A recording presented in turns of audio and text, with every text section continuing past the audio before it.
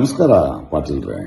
ಏನೊಂದು ಹೇಳಿಕೆ ಕೊಟ್ಟಿದ್ರಿ ಪ್ರಕಾಶ್ ರೈ ಅವರೇ, ಅವರು ತೆಲಂಗಾಣಗೆ, ಆಂಧ್ರದಲ್ಲಿ, ತಮಿಳುನಾಡಿನಲ್ಲಿ, ಗುಜರಾತ್ನಲ್ಲೂ ಹೋರಾಟ ಮಾಡಿ ಅಂತ. ಸ್ವಾಮಿ, ಇದು ದೇವನಹಳ್ಳಿ ರೈತರ ಸಮಸ್ಯೆ.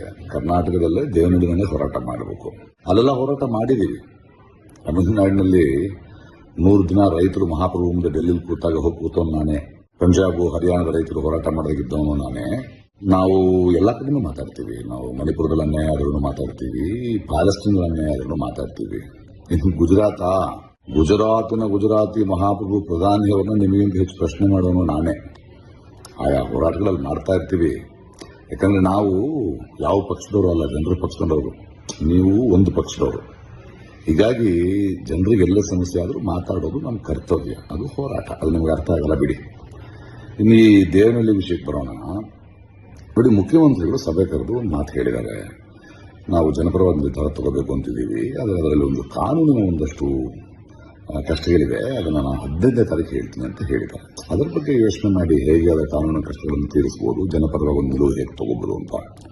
ಈ ಮಧ್ಯೆ ದೇವನಹಳ್ಳಿಯಲ್ಲಿ ಯಾರೋ ಒಂದಷ್ಟು ಕಿಡಿಗೇಡಿಗಳು, ಪುಡಾರಿಗಳು ಹೋಗ್ಬಿಟ್ಟು ನಿಮಗೆ 3 ಕೋಟಿ ಕೊಡ್ತೀವಿ, ಸರ್ಕಾರದಿಂದ ಕಾನೂನು ಪ್ರಕಾರ ಕೊಡೋದು ತುಂಬಾ ಲೇಟ್ ಆಗುತ್ತೆ ಅಂತ ಹೊಡೆಯೋ ಪ್ರಯತ್ನ ಮಾಡ್ತಾ ಇದ್ದಾರೆ. ಆಮೇಲೆ ಇಡೀ ಏರಿಯಾನ ಗ್ರೀನ್ ಬೆಲ್ಟ್ ಮಾಡ್ತೀವಿ, ಇನ್ನೊಂದು 25 ವರ್ಷ ನೀವು ಮಾರಕ್ಕಾಗಲ್ಲ ಅಂತ ಯಾರೋ ಮಾಡ್ತಿದಾರಂತೆ.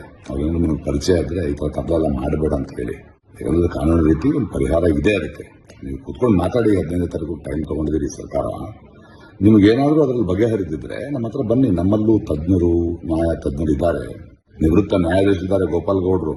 ಅದು ಯಾರು ಗೊತ್ತಾ, ಬೆಂಗಾಲ್ನಲ್ಲಿ 1,000 ಎಕರೆಗೂ ಮೇಲಿರೋ ಭೂಮಿ ರೈತರಿಗೆ ಕೊಡಬೇಕು ಅಂತ ಐತಿಹಾಸಿಕ ತೀರ್ಪು ಕೊಟ್ಟವರು, ಸಂವಿಧಾನ ಗೊತ್ತಿರೋರು. ನಿಮ್ಗೆ ಏನಾದ್ರು 15ನೇ ತಾರೀಕು ಇತ್ಯರ್ಥಿಗಳು ಆಗದಿದ್ರೆ ಬಂದು ಅದನ್ನು ಹೇಳ್ತೀವಿ. ನೋಡಿ, ಜನರಿಂದ ಆಯ್ದ ಪ್ರತಿನಿಧಿ ನೀವು, ಜನಪರವಾಗಿರಬೇಕು. ಒಂದು ಸ್ವಲ್ಪ ಜವಾಬ್ದಾರಿಯಿಂದ ಇರಿ. ಸಿಗೋಣ 15ನೇ ತಾರೀಕು, ಮಾತಾಡೋಣ.